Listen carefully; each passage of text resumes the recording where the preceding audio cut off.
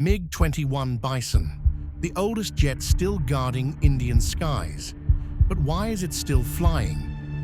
Introduced in 1963, the MiG-21 was India's first supersonic jet fighter. The upgraded Bison variant came with better radar, missiles, and avionics. It played a key role in Kargil War and even shot down a Pakistani F-16 in 2019. But it's also controversial.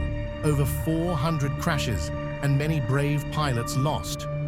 Critics call it a flying coffin, but veterans call it a legend. The IAF is retiring MiG-21s by 2025. End of an era, but its legacy unforgettable.